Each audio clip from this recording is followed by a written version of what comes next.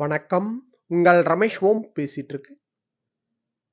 April மாதத்துக்கு சம்பந்தப்பட்டு ஆர்ஜித சேவாஸ்ல annual ஆர்ஜித சேவா, அதாவது திருமலா ஸ்ரீவாரி வசந்தோற்சவ சேவா ஏப்ரல் 10ஆம் தேதி, 11ஆம் தேதி, 12ஆம் தேதி இந்த 3 நாள் நடக்கும் வசந்தோற்சவம்.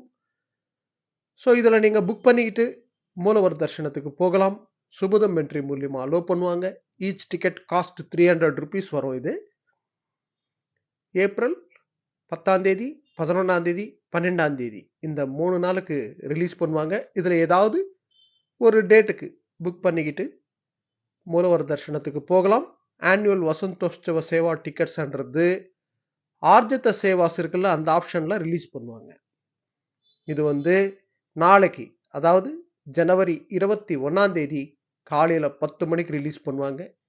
கல்யாணோற்சவம், ஊஞ்சல் சேவா, சஹஸ்ர தீபாலங்கார சேவா, ஆர்ஜித பிரம்மோற்சவம் இருக்குல்ல, ஸோ அதுலேயும் ஆப்ஷனில் பாருங்கள், அங்கே வந்து சாலக்கட்டில் வசந்தோற்சவம்னு இருக்கும்.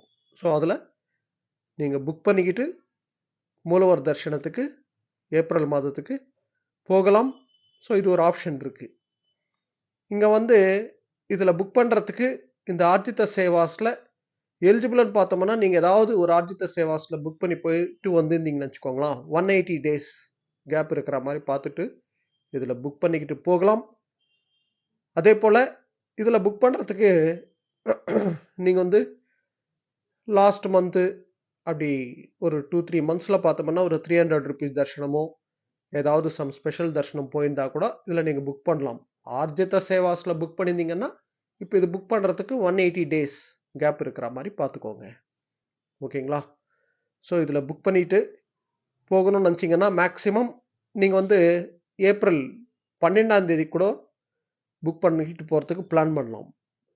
அதாவது ஏப்ரல் 12ஆம் தேதி பார்த்தோம்னா அன்றைக்கி பௌர்ணமி வருது. அன்றைக்கி வந்து கருட சேவா இருக்காது.